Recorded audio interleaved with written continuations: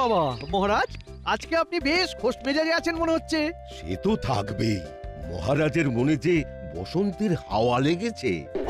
বসন্তকালেই যা গরম পড়ে গেছে কি আর বলবো, পুরো আগুন। একটু দেরি হয়ে গেল মহারাজ, কিছু মনে করবেন না কেমন? আরে ঠিক আছে ঠিক আছে। বসন্তেই গরম এলো, বাইরে যেন আগুন। আজ মহারাজ খোশ মেজাজে, মনে লেগেছে ফাগুন। সাধু সাধু। মন্ত্রী মশাই চোর চোর। দেখেছেন মহারাজ, দেখেছেন গোপালের কোনো কাজ নেই, শুধু আমার পিছনে লাগে। আনন্দ পাই, ধরুন এটাই আপনার প্রতি ভালোবাসা। তেলে বেগুনে জ্বলে উঠলেন মন্ত্রী, গেলেন রেগে। গোপাল নাকি আনন্দ পায় মন্ত্রীর পিছনে লেগে। বেশ অনেক হাসি ঠাট্টা হয়েছে। এবার আমি যেটা বলছি সেটা শোনো। বলুন মহারাজ।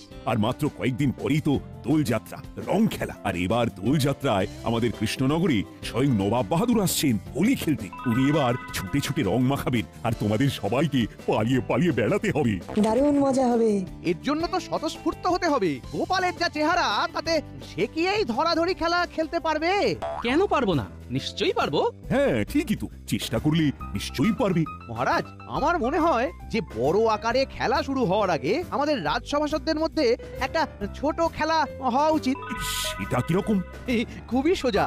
রাজবাড়ির মাঠে একটা লক্ষ্যস্থল বানানো হবে, সেখানে সবাই দৌড়ে দৌড়ে আসবে আর মাথা দিয়ে বল মেরে লক্ষ্যস্থলে প্রবেশ করাবে। তাহলে আমরা আজকে কালকে সকালে এই খেলে খেলে গা গরম করে নেব। হ্যাঁ, তার জন্যে অনেক বল আনিয়ে রাখতে হবে।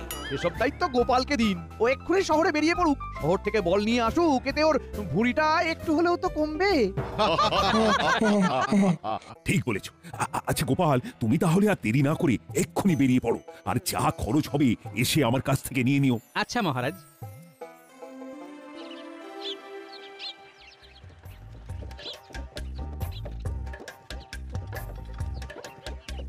উফ, সব সময় আমার উপরে যত রাগ মন্ত্রী মশাই। এই তাড়াতাড়ি গাড়ি ছোটাও তো, শহরে গিয়ে আবার রাতের মধ্যে ফিরতে হবে। আচ্ছা গোপাল দাদা, চল চল চল চল চল চল।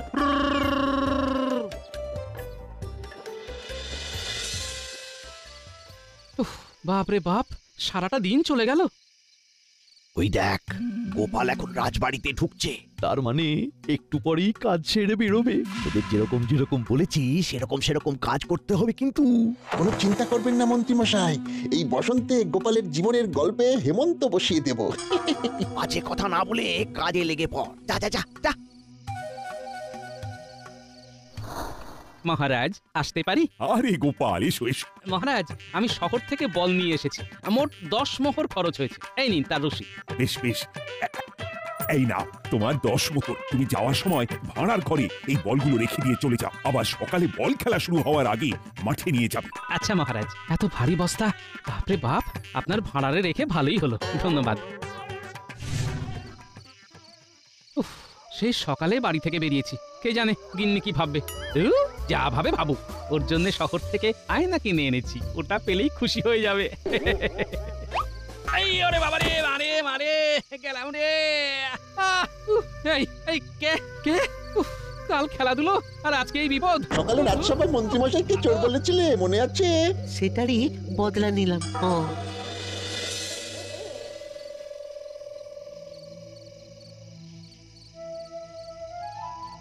ওই তো ওই এতক্ষণে ওনার আসার সময় হলো, আর ওরকম ঘোরাচ্ছ কেন?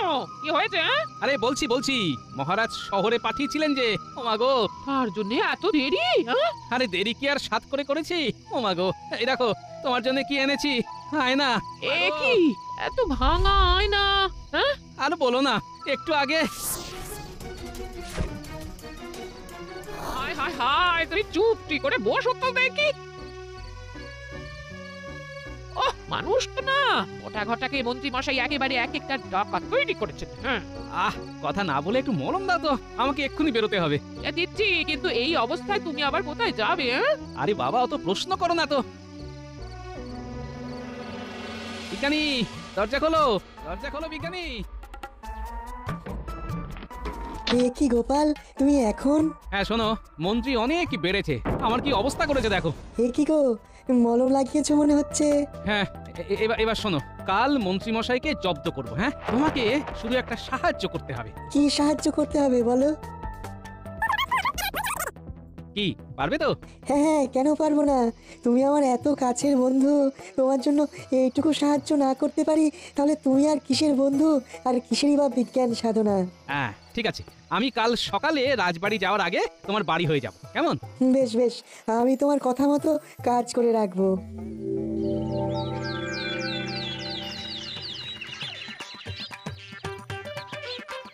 তুমি এগোতে থাকো গোপাল, আমি একটু পরে রাজবাড়ির মাঠে আসছি। হ্যাঁ এসো। ওই গো, কালকের কিনে আনা বলগুলো দাও তো। ও মা গো, কি ব্যথা! এবার কুটির শিল্পটা করে ফেলতে হবে।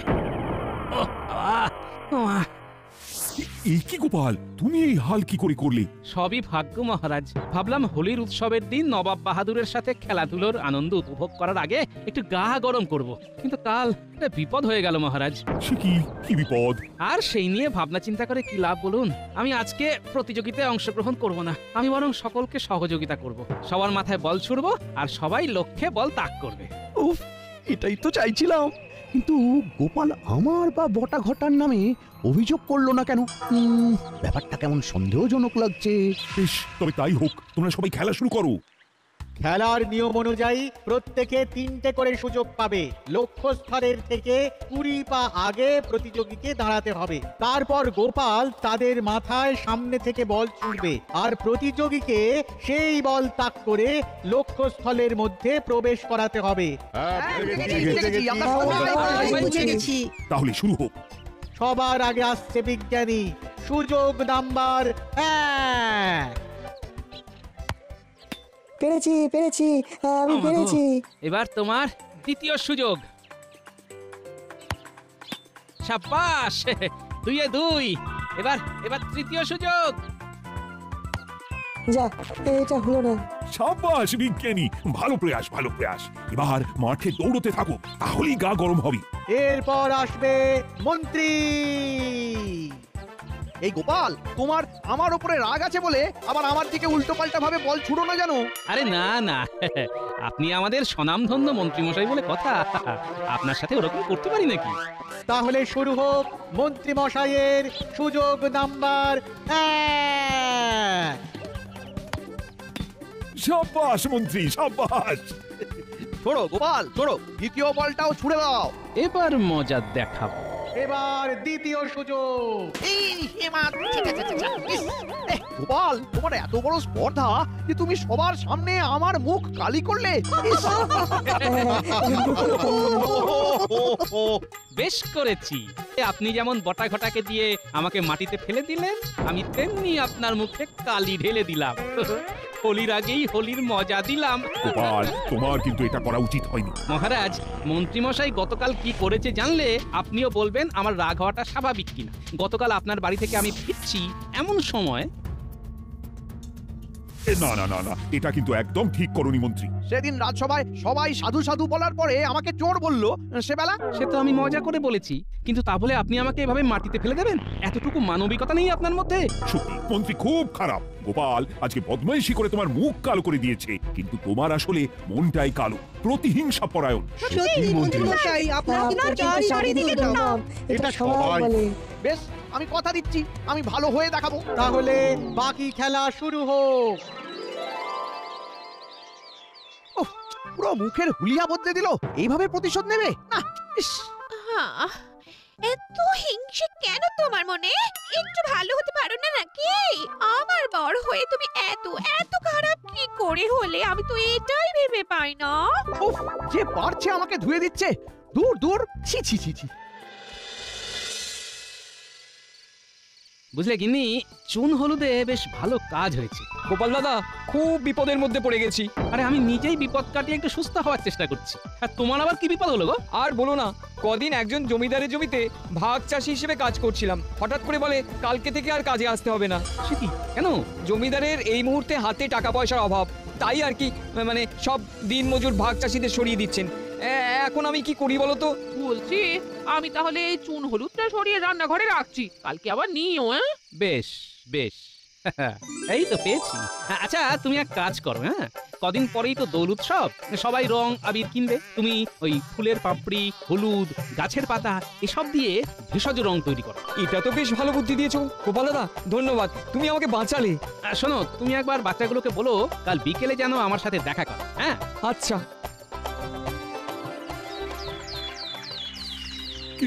কেন জেঠু, কেন? এ কি মহারাজ, কি হয়েছে আপনার জেঠুর? আমার কর্তব্য জেঠু গতকাল রাতে মারা গেছেন। এ তো বড় দুঃখের কথা মহারাজ। তাহলে আপনার বাড়িতে দোল উৎসবের দিন পুজো হবে কি করে? সেটাই তো ভাবছি। নবাব বাহাদুর নিজে থেকে জানিয়েছেন এবারে তিনি কৃষ্ণনগরে উপস্থিত থাকবেন। কত কত ভেবে রেখেছিলাম গ্রামবাসীদের নিমন্ত্রণ করব, সবাই দোল খেলার পরে রাজবাড়িতে খাওয়া দাওয়া করবে। মহারাজ, আমি বলছিলাম কি যে আমি তো অনেক পাপ করেছি, তাই ওই শুভ দিনে যদি পুজো পাঠ খাওয়া দাওয়া সব আমার বাড়িতে আয়োজন করি তাহলে আমার কিছুটা পাপ ধুয়ে যাবে।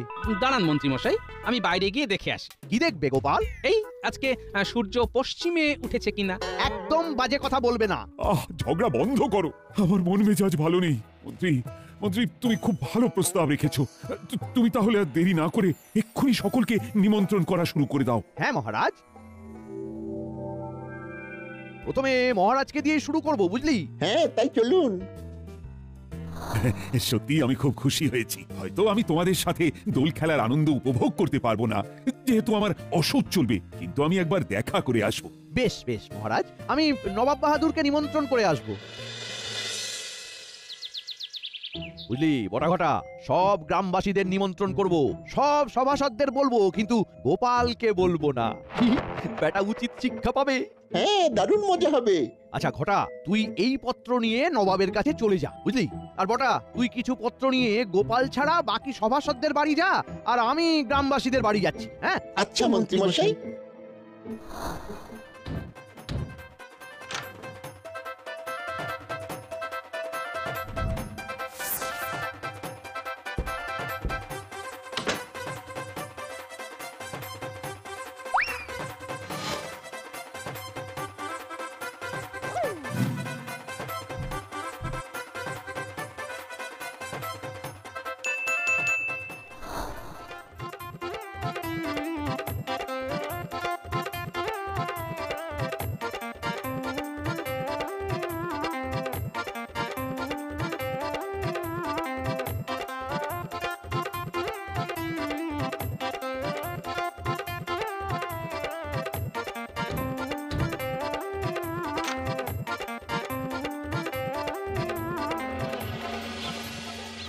সত্যি গোপাল, এই মন্ত্রীর মধ্যে কিন্তু অনেক পরিবর্তন হয়েছে। গতকাল বিকেলে আমাকে নিমন্ত্রণ করে গেলেন। আমাকেও শুনছি ওই ভোলার দোকান থেকে ক্ষীর কদম্ব, জিভে গজা, রসগোল্লা, অনেক রকমের মিষ্টি আসছে। ও মা, কি আমাকে তো নিমন্ত্রণ করেনি। সে কি সব সভাসদদের বললো, তোমাকে বললো না? না, ওই তো মন্ত্রী মশাই দূরে রাজবাড়ির দিকেই যাচ্ছেন, উনি হয়তো ভুলে গেছেন। যাই, ওনাকে গিয়ে জিজ্ঞেস করেই দেখি। খাওয়া দাওয়ার ব্যাপারে আমি একটু নির্লজ্জ। ও মন্ত্রী মশাই। ও গোপাল, বলো। তা আপনার বাড়িতে পুজো খাওয়া দাওয়া হচ্ছে তো? হ্যাঁ, ওই দোল পূর্ণিমার দিন সকলে মানে সব গ্রামবাসীরা আসবে, সব সভাসদরাও আসবেন। আমি নিজে গিয়ে নিমন্ত্রণ করলাম, বুঝলে? নবাব বাহাদুরকেও করেছি। আমাকে মনে হয় ভুলে গেছেন। না না, ভুলবো কেন? ইচ্ছে করেই করিনি, বুঝলে? তুমি এত খাও যে কি বলবো বলো। ঠিক আছে, তাহলে আপনার বাড়িতে আমি ওই বিনা নিমন্ত্রণেই চলে যাব। অতই সোজা? হ্যাঁ, তোমাকে দেখতে পেলে এই প্রহরী ঘাড় ধাক্কা দিয়ে বের করে দেবে। বেশ, দেখবো কে আমাকে বের করে দেয়। যদি আমি আপনার বাড়ি গিয়ে সেদিন খেতে পারি, তাহলে আপনি সবার সামনে নাক খত দেবেন। ঠিক আছে ঠিক আছে, দেবো।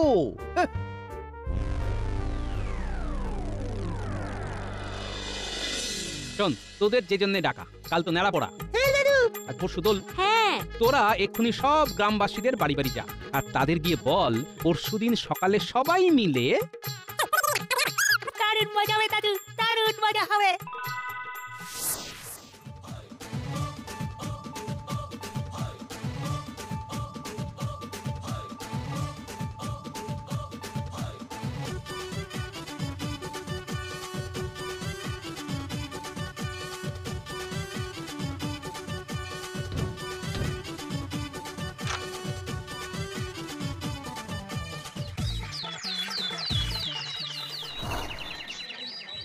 এই তো পুটির বাবা ভেষজ রঙের দোকান দিয়েছো? হ্যাঁ সত্যিই গোপাল দাদা, ঠাকুরের আশীর্বাদে ভালোই চলছে।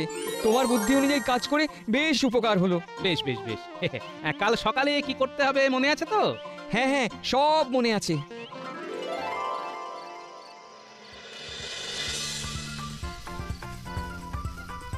হ্যাঁ, আজ চলো, আমাদের চলো, নেড়া চলো, পোড়া, চলো, কাল চলো। আমাদের দোল। পূর্ণিমাতে চাঁদ বলো, বলো। তাহলে নেড়া পড়া হয়ে গেল। কালকে আমার বাড়ির পুজোতে আবার আনন্দ হবে, হইচই হবে। তারপরে একটু ওই ভুরি ভোজ আর কি। হ্যাঁ, হ্যাঁ হ্যাঁ, নিশ্চয়ই যাব। আমিও যাব। যারা যারা নিমন্ত্রণের পত্র পেয়েছেন তারাই আসবে।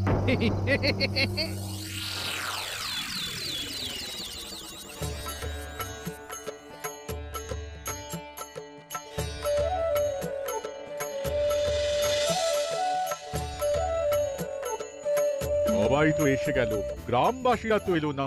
আসবে আসবে, নিশ্চয়ই আসবে। এ কি সবাই এরকম রং মেখে সংসেজে এসেছেন কেন আপনারা? হ্যাঁ, এই আপনি কে? আমি পুঁটির বাবা। ওহো, ঠিক আছে ঠিক আছে, ভোগের প্রসাদ গ্রহণ করুন। এই মাটি করেছে, কাউকেই তো চেনা যাচ্ছে না। এর মধ্যে যদি গোপাল ঢুকে যায় তাহলে তো গোপালকে চাপে ফেলাই হবে না। ইস, বাবা বাহ, সবাই তো দেখি রং খেলেই এসেছে। তাহলে আমি যে রং খেলবো ভেবেছিলাম। আমরা আবার খেলবো। আচ্ছা, কৃষ্ণচন্দ্র তো ব্যক্তিগত কারণে আসেনি, সব সভাসদ এসেছে, শুধু গোপালকে তো দেখছি না। আমি আছি যাবো না। এই এখন এই ক্ষীর কদম খাচ্ছি। কি তুমি লুকিয়ে আছো? হ্যাঁ, এবার সবার সামনে নাক খত দেওয়া শুরু করুন। আপনি তো বাজিতে হেরে গেলেন। হ্যাঁ নয় হ্যাঁ। না না, এই না, আমি নাক পথ দেবো না। না, ঠিক আছে, তাহলে এই তোমরা সবাই শুরু করো। এই এই এই এই এই, আরে আরে কি হচ্ছে? আরে কি হচ্ছে নাকি? এই বেশ, কিছু না, সব ভেষজ রং। তাহলে এই আনন্দ আমিও উপভোগ করতে চাই, আমিও রং মাখবো।